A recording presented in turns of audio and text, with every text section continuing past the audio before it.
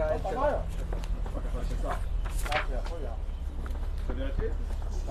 les pouvoirs. C'est les pouvoirs. Faut rentrer en taule. C'est les pouvoirs.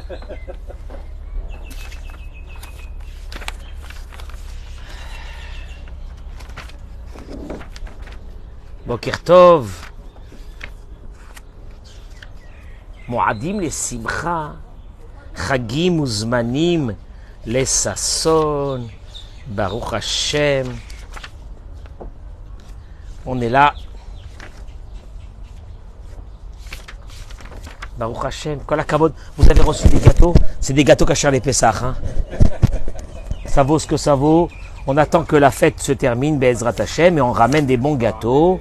Mais pour l'instant, on profite justement de ces gâteaux. On va commencer par la mimouna. Hein? Avec la mimouna, Be'ezrat Hashem. Excusez-moi, je suis en train de chercher.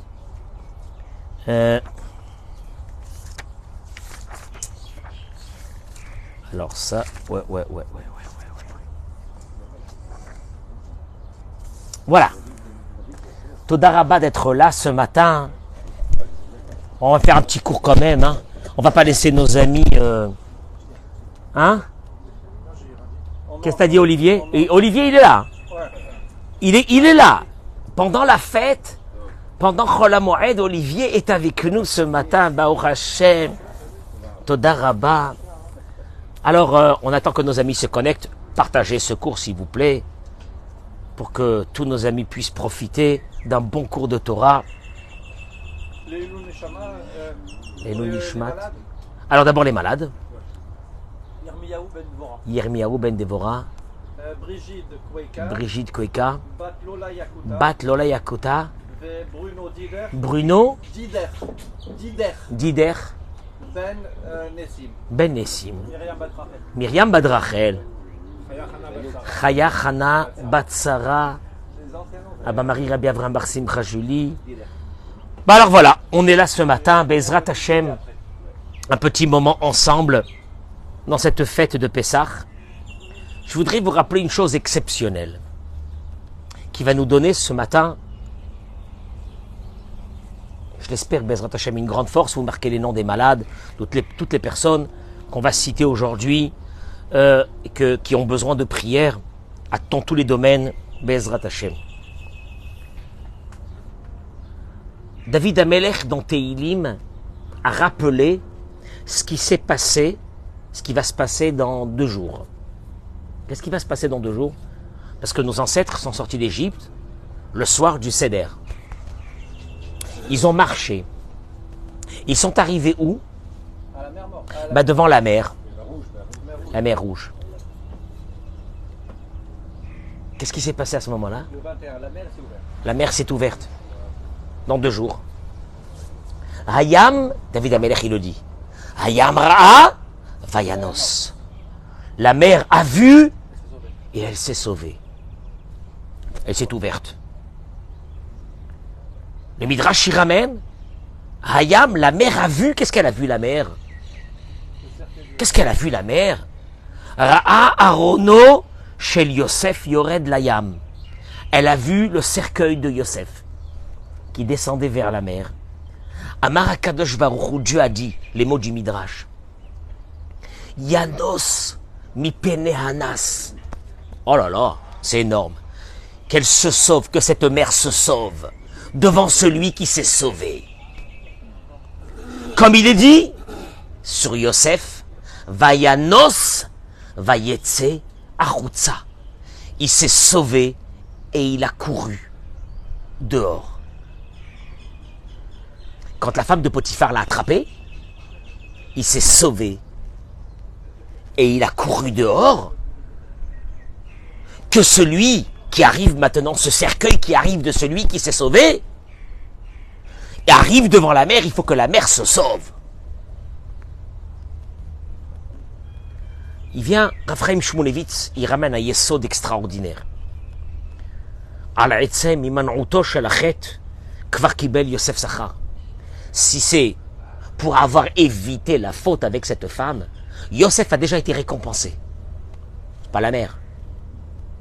Comme il est écrit dans Bereshit Rabbah, Piv shelonachak ba'avera, la bouche qui n'a pas embrassé la faute, eh bien il est écrit Ve'al picha isha kol ami.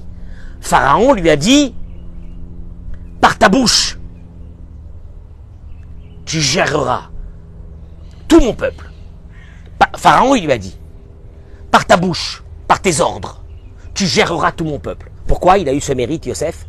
Parce que cette bouche n'a pas embrassé la faute. Goufo, chez l'onagar ba'avera, le midrash continue, ce corps qui n'a pas touché la faute, eh bien il est écrit, Vayalbeshoto bigdeshesh. Pharaon l'a habillé avec les habits de roi. Yadav, chez l'omisheshu ba'avera, ses mains qui n'ont pas touché la faute. Il est écrit, Vayasar paro et tabato me'al yado, vaitenota al yad Yosef. Pharaon a enlevé son sceau royal et l'a donné dans le doigt de qui? De Yosef. Traduction des mots. Philippe. Yosef a été récompensé de tout ce qu'il a, de tout ce qu'il a, de tout ce qu'il a évité la faute. Son corps a été habillé par les habits de roi. Sa bouche est devenue la bouche qui va gérer le monde. Tu me suis ou non? Mais je l'avine. Ce qu'il faut comprendre. Puisque chaque membre de son corps, il dira Ephraim Shmulevitz, a reçu la récompense parce qu'il ne s'est pas approché de la faute. C'est quoi ce mérite exceptionnel de ce qui s'est sauvé et il est parti dehors? Et surtout que nous constatons que cette récompense est plus grande que toutes les récompenses. Pourquoi? Elle a ouvert la mer et elle a sauvé nos ancêtres. Traduction des mots que s'il n'y avait pas le cercueil de Yosef, on se noie. Ou on se noie, ou on est tué par les Égyptiens. L'un des deux. Hein. Tu choisis ce que tu veux. Eric, tu me suis? Yosef a une récompense énorme qu'il attend depuis des centaines d'années. Parce qu'il est mort, ça fait des centaines d'années. Qui s'appelle la mer va se sauver devant celui qui s'est sauvé. Et ça, c'est une récompense énorme. Venira Mikan Yesod Gadol. Nous apprenons d'ici. Voilà. Quand il y a quelque chose à apprendre, il faut l'apprendre. Nous apprenons d'ici une des grandes bases de la Torah. Je traduis les mots. Ikar avodato. L'essentiel du travail d'un homme dans ce monde ou d'une femme. Ou l'ivroar memakom asakana. C'est de se sauver de l'endroit où il y a le danger. Je répète, de se sauver de l'endroit où il y a le danger. Et de s'éloigner. Min hanisayon kechola efshar. De s'éloigner de l'épreuve le plus loin possible. Veshelo ya'amod bemakom hanisayon ilachem imayetzer panim el panim.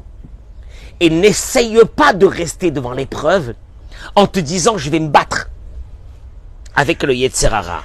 Vedavar zelitrachek bemakom hanisayon kashiu ala adam yoter mikol. Et de s'éloigner de l'épreuve, c'est la chose la plus difficile chez un être humain.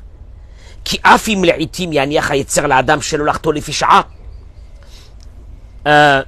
qu'est-ce que ça veut dire? On adore jouer avec le feu. En se disant que de toute façon, on est assez fort pour ne pas être tenté. Dieu, il te dit, l'essentiel de ton travail dans ce monde, c'est pas de côtoyer le feu et de se battre avec lui, c'est de s'éloigner du feu. Eh, Olivier, tu dis on est là dans ce coin, dans ce Beth Midrash, on est là comme ça, on est en protection. Ouais, mais bon, il aurait peut-être mieux valu être dans un endroit rempli de tentations et de se battre contre... Il te dit c'est faux. Éloigne. Le travail d'un homme, c'est de ne jamais arriver à une tentation. Qu'est-ce que tu penses de ça? Qu'est-ce que tu penses de ça? S'éloigner. Ikar avodato shel Adam, il dira Ephraim Shmulevitz. L'essentiel du travail d'un homme, c'est de ne jamais arriver à une tentation. C'est pas d'un ah oui, mais alors dans ce cas-là, on se bat jamais, etc. Ne rentre jamais en compétition avec le Yetzer Hara. Parce qu'une fois tu gagneras, une fois il te tuera. C'est pas la peine. D'ailleurs, le Nachmanide relève l'idée que Yosef Hatzadik, en Quand elle s'est agrippée à lui, cette femme, elle lui a pris son habit. Yosef s'est sauvé pratiquement nu en laissant son habit dans les mains de cette femme. Le Nachmanide relève cette aberration. Cette aberration, pourquoi c'est une aberration? Hein? Parce que le mobile du crime est resté dans la main de cette femme. Elle va dire plus tard que Yosef a tenté de la violer. Il aurait pu peut-être se battre avec elle pour lui retirer cet habit. Et là, Raphaël Shimon Lévitz s'est dit la chose suivante. Il a tellement voulu se sauver de l'épreuve que s'il était en train de se battre avec elle encore un petit moment, il aurait été maintenu encore un moment devant ce danger. Pour ne pas être maintenu un moment devant ce danger, il a préféré laisser l'habit, qui va lui coûter très très cher. C'est qu'avec cet habit, elle va aller avertir tout le monde que Yosef a voulu la violer. Et donc Yosef va rentrer en prison pendant plus de 12 ans.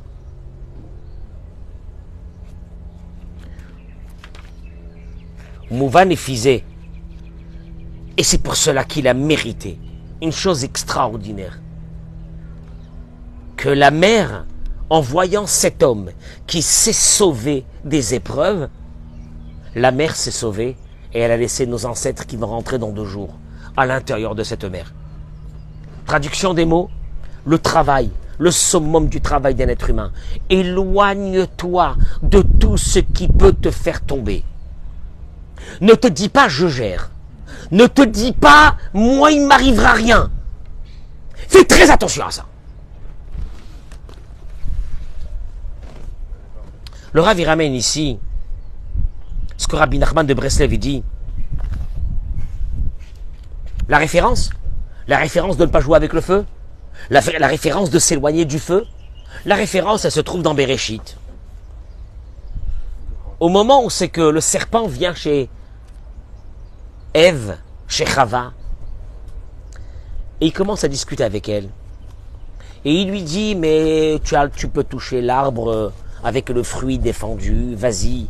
Tout ça, c'est une métaphore de notre combat à nous dans ce monde. Au moment où tu rentres en discussion avec le Yetzer Hara, lui, qu'est-ce qu'il te montre? Il te montre que la faute, elle est quoi? Elle est belle. Non, mais elle est belle. La faute, elle est belle.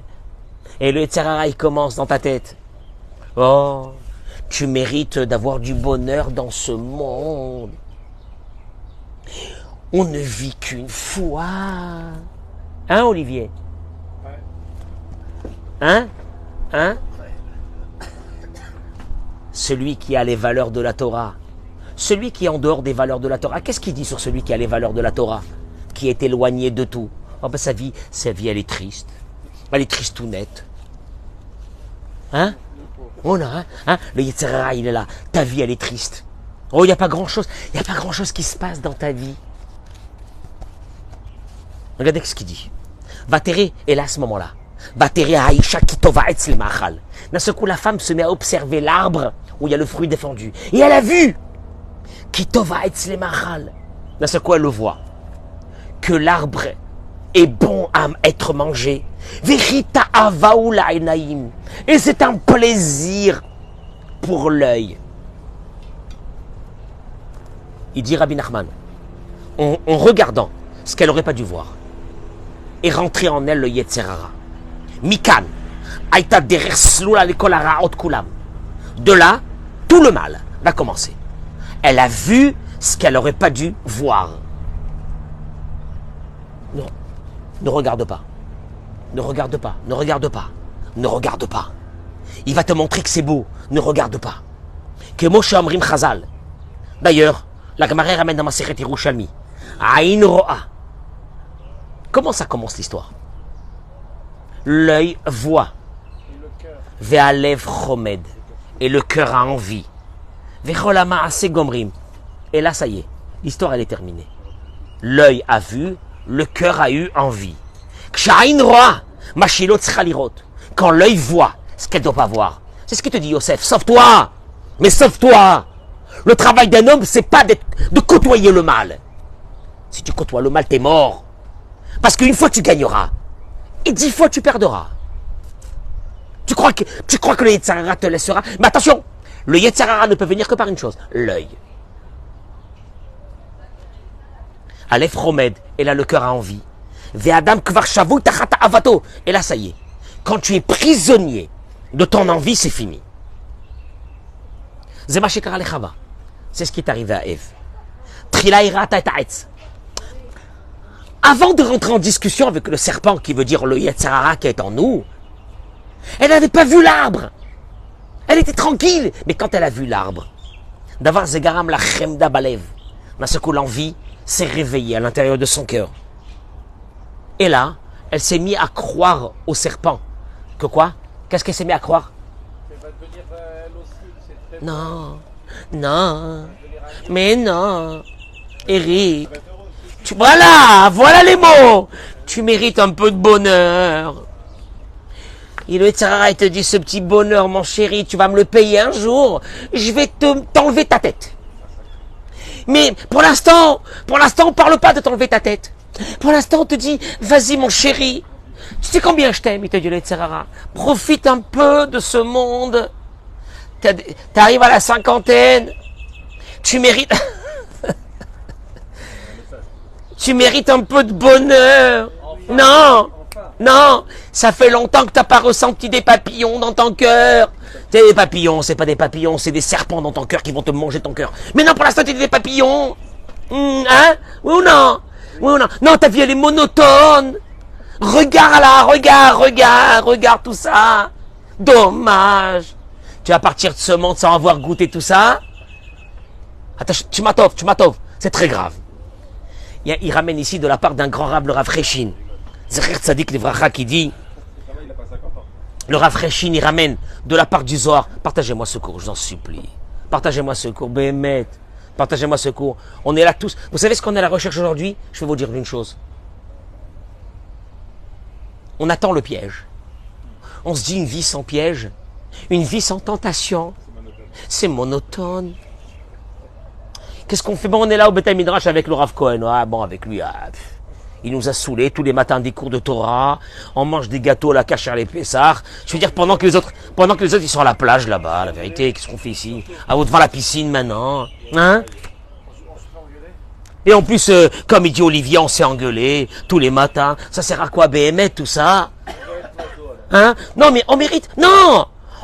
Baruch Hashem, j'ai réussi dans la vie, je mérite quand même de profiter. Oh, il m'a menti ces mots-là. C'est le Satan. Je mérite de profiter un peu de la vie. Puis, non! Baruch Hashem, physiquement, je suis encore bien. Non! Physiquement, je suis encore bien. Et puis, j'ai une collègue ou une secrétaire qui me tourne autour derrière. La vérité! Bémet, la malo! Écoute-moi bien. Il dit, de la part du Zohar, il ramène le Rav Cheshin. La Yetzer Hara, Gérard, on est en train de perdre une grande partie de notre peuple. À travers ce système que nous avons fait rentrer dans notre vie, qui est quoi? On se plaît à être devant des tentations. On se plaît. Oh, j'ai pas dit qu'on fait des fautes, mais on se plaît à être devant des tentations. On adore ça. Ça va, c'est pas la peine d'avoir l'esprit mal tourné. Moi, je fais rien, moi. Mais c'est sympathique. Tu veux que quoi? Que je reste entouré de religieux, de rabbins, là. C'est quoi cette vie-là? C'est quoi cette vie? Regarde. Le Zohar HaKadosh il ramène que le Yetzer Hara en reshut leikanes kim derech ha'einayim. Le Yetzer Hara n'a pas le droit, il dit Rabbi Shimon Bar Yochai dans le Zohar, de rentrer à l'intérieur d'un homme et de le posséder, d'une femme, et la derech ha'einayim. Seulement avec les yeux. Et au fait, Rabbi Nachman y ramène. Quand on parle des yeux, on parle de la pensée, de l'intellect.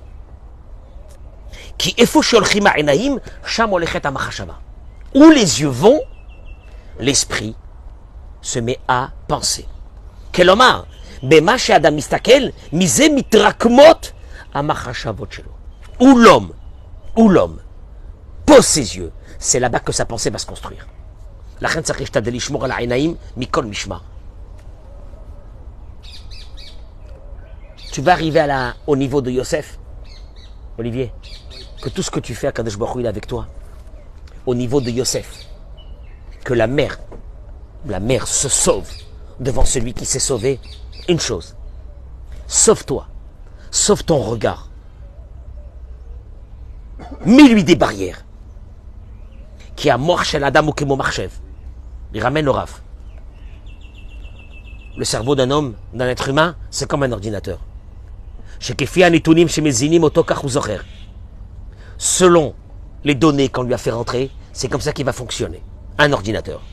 Ou que Adam Istakel, et quand un homme regarde des endroits qu'il n'a pas regardés, un homme ou une femme, ses visions se gravent dans son cerveau. Et le cerveau se met à fonctionner.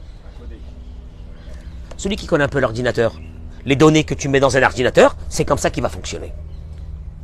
C'est quoi les données que tu as mis dans cette tête? Traduction des mots, les données ne pourront venir que par une chose, par l'œil. Adam Tzach Da'at. Bon, et alors. Traduction, là, qu'est-ce qu'il y a de tout ça? Je suis en train de parler maintenant, qu'est-ce qu'il y a? Il dit, Tachlit biato la'olam, le but d'un être humain qui est venu dans ce monde. Le taken ou la hatsev et amour. C'est pour purifier, construire, bonifier ce cerveau. Pourquoi? Qui ikar à Adam Zamor. L'essentiel de l'homme, Olivier, c'est là. Pourquoi?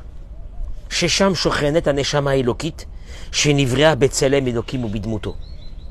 Où se trouve l'âme d'un homme? La neshama. Le chelek elokam ima'al. L'étincelle divine qui est en toi. Où elle est? Dans ton cœur? Non. Là. Oh! Pendant longtemps, on a été dubitatif. Est-ce que c'était vrai, ce qu'il dit? Ce que la Torah dit. Que la neshama, elle se trouve là.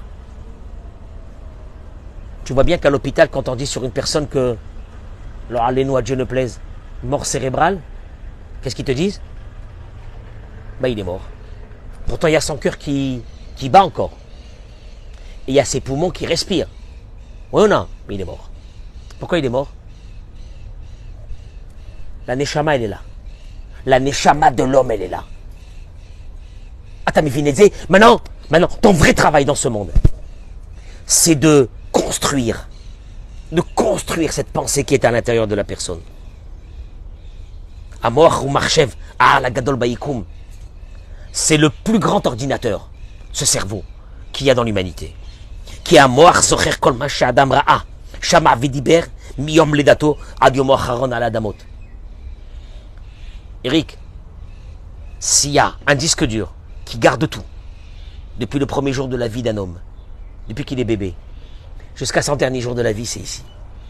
Disque dur le plus phénoménal qu'il y a dans le monde, il n'y en a pas un autre comme ça. Les enfants, tu dis les enfants, faire très attention à ce qu'ils regardent. Ça reste gravé là. C'est très très dur après d'enlever ça. C'est des données qui vont ressortir après au fur et à mesure du temps, de la vie. La reine madame est zine. Et amoir bemarot asurot chichakeku bemocho itnaguyot irudot chikaas. Quand un enfant ou un adolescent ou un être humain, on lui a fait rentrer des films avec beaucoup de violence, avec des réflexions à travers ces films d'orgueil, d'argent, de jeu, de vice dans ces films. Ne pense pas qu'il a regardé un film et puis ça y est. Tout ça va se mettre dans le disque dur et ça va faire partie des données qui vont faire fonctionner le corps. Autant qu'un ordinateur. Tu es bien au courant, oui ou non? Ce que tu fais rentrer, c'est ce qu'il y aura. Nimtza, שהבחירה הוא דבר דק מן הדק, ששורשם מתחיל בנתונים שהאדם הכניס על המוח. Le libre arbitre de l'être humain, il est là. Quelles sont les données que tu vas faire entrer dans ton cerveau? זה הבחירה. שהרי משם עתידים להתרקם מחשבות שישפיעו בצורה נחרצת על בחירתו. Parce que ce sont ces données qui vont un jour influencer de façon catégorique sur son libre arbitre. Traduction des mots, ce que tu vas regarder. Ce que tu vas regarder. Moi, ma réflexion d'aujourd'hui, elle est la suivante. J'ai énormément de plaintes, mais des plaintes, de souffrances, d'hommes et de femmes, qui me disent que le soir, je comprends plus rien.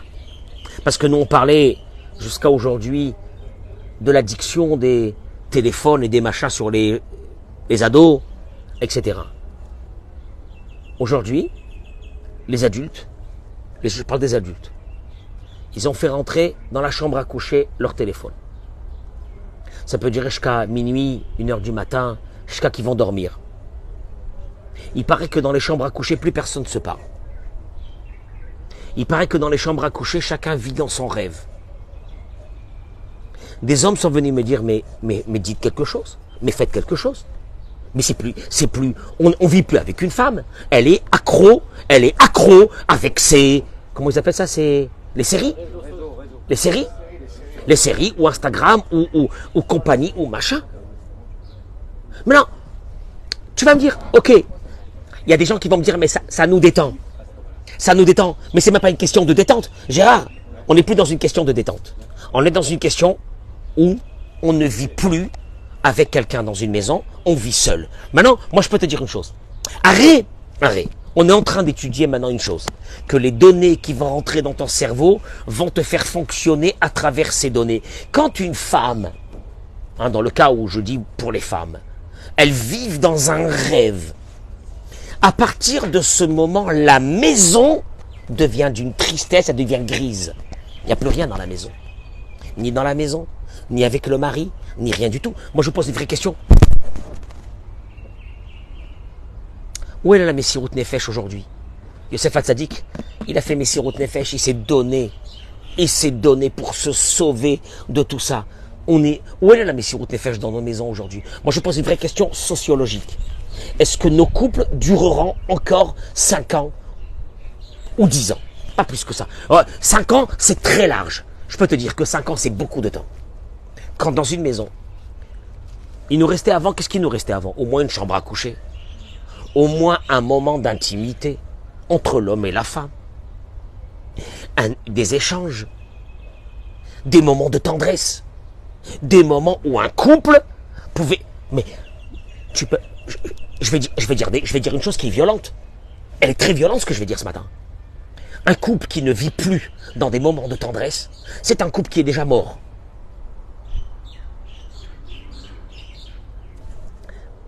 Mais on a perverti notre chemin. Nos moments de tendresse, on les a sur nos téléphones. En regardant ce qu'on suit sur Instagram. C'est ça? En regardant les séries. Et d'un seul coup, tu te retournes. Je dis à l'homme et à la femme, tu te retournes vers la personne qui dort à côté de toi. Des étrangers. C'est une honte, des étrangers. C'est une honte. C'est une honte. On a vendu notre âme. On ne s'est pas rendu compte, on a vendu notre âme. Mais même ce que je dis maintenant, c'est très très grave. À la place qu'on se sauve de tout ça, se sauve. Comme Yosef Hatzadik qui s'est sauvé. Tu sais pourquoi il faut te sauver? Parce qu'il y a la mer devant toi, il y a la mer. La mer, il faut qu'elle s'ouvre. C'est qui la mer? La mer, c'est ce miracle pour que ton couple tienne. C'est ce miracle pour que ton couple y tienne. Il va tenir sur quoi ton couple? Mais, Gérard, jamais dans l'humanité, on a vécu à travers les rêves comme on est en train de vivre maintenant. Mais ces rêves-là, ils vont nous tuer. Tu sais pourquoi ils vont nous tuer? Parce qu'en fait, on est en train de s'habituer à vivre seul. Même pas à vivre une vie de ce monde, mais une vie virtuelle. Mais avant, on disait pour les jeunes, pour ceux qui étaient les gamers, là, ceux qui jouaient dans les malades, là, qui jouaient dans les PlayStation et dans les vidéos. Aujourd'hui, on est à 90% de la population. 90% de la population. On est complètement plus dans un monde réel. On est dans un monde virtuel. Ce monde virtuel, Olivier, Ce monde virtuel, écoute-moi bien, ce monde virtuel nous a rendu notre vie triste. Elle ne sert plus à rien. Eh bien, tu sais ce qui se passe? Tu vas voir. Tu vas voir d'ici 5 ans. Quand je te dis 5 ans, c'est beaucoup. Avant, quand on parlait d'une visibilité sur une vie de quelqu'un, on parlait sur 30 ans, sur 40 ans. Moi, je ne vous donne pas 5 ans. Moi, je ne vous donne pas 5 ans. Tu sais pourquoi? Mais parce qu'en fin de compte, on est en train de développer dans notre cerveau une chose phénoménale. Je vais terminer avec ces mots-là. Le rêve. Le rêve. Et ce rêve-là que nous développons à travers les séries, nous allons le rechercher dans le réel. Que quoi? Que notre vie à nous, que nous vivons, n'est pas intéressante. Et qu'il nous faut maintenant. Et c'est pour ça qu'aujourd'hui, on se retrouve avec des multitudes d'hommes et de femmes. Largués, mais complètement largués. Des divorces. Des tromperies. Tu crois que ça vient par perversion? Parce que ce sont des gens pervers? Non! On est arrivé dans une génération où la réalité ne nous intéresse pas. Ce qui nous intéresse, c'est quoi? Le rêve. Alors, ça passe partout. Ça passe par le shopping. Le rêve du shopping. Le rêve des vacances. Le rêve de la bagnole. Le rêve de la maison. Le rêve de je sais pas quoi. Le rêve. Le rêve, j'ai plus besoin de ce mari. Le rêve, j'ai plus besoin de cette femme. Mais vous êtes des malades. Parce que vous allez voir qu'un jour, cette réalité, mais la vraie, elle va vous tomber dessus et ça va faire très très mal. Mais, je veux que je te dise une chose. Les rêveurs, ce sont ceux qui paieront la plus grosse facture. Ils sont sûrs que ce rêve-là est la plus belle chose. Mais d'où ils ont eu ce rêve? Ils se sont installés avec leur téléphone et ils ont commencé à regarder des vies. Tu regardes, tu suis des personnes sur Insta qui sont à Dubaï maintenant. Peut-être que là, à cette heure-ci, ils sont en train de se battre, en train de se traiter de tous les noms. T'en sais rien. T'en sais rien à leur vraie vie. Mais ils te font rêver. Ils te vendent du rêve. On les appelle comment aujourd'hui? Des influenceurs. Des clochards. Des pauvres types. Des illettrés. Des ânes. Des illettrés. Va vivre avec un influenceur. Dans la vie réelle, tu verras. C'est une poubelle ambulante.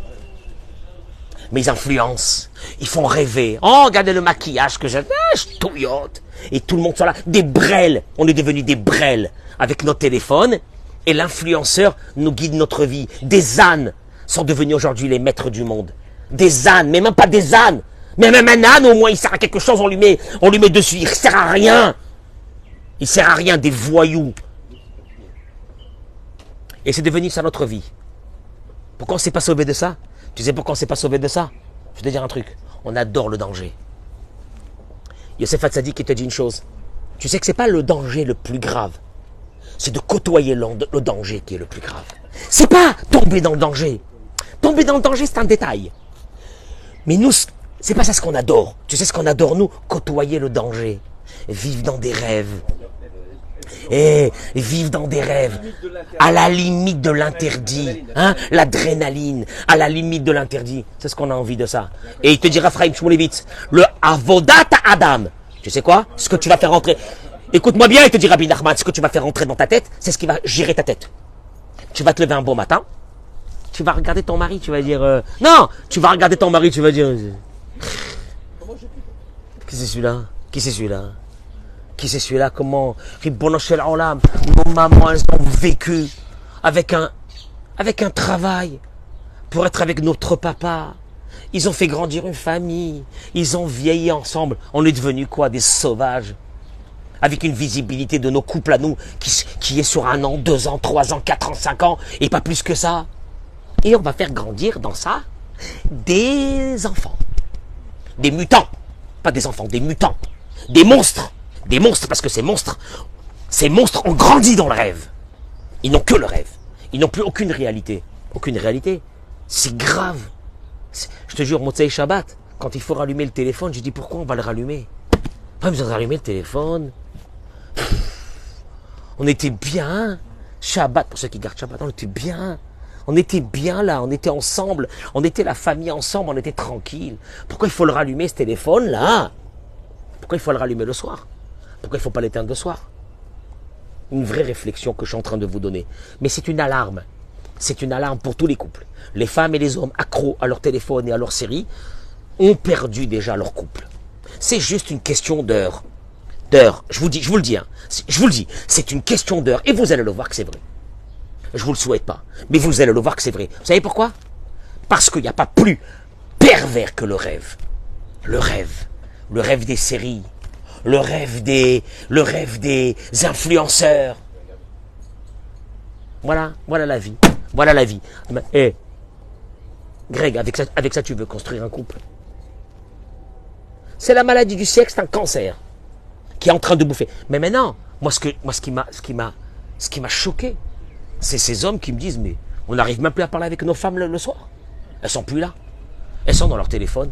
Jusqu'au moment de dormir, minuit, 1h, je ne sais rien, 1h du matin. Après, elles sont fatiguées le lendemain, mais c'est pas le problème. Elles sont plus là. Les hommes ont perdu leur femme, les femmes ont perdu leur mari. Mazé! Mais qu'est-ce que ça veut dire? Je vous laisse réfléchir. Très bonne journée, Chazak au Bamour.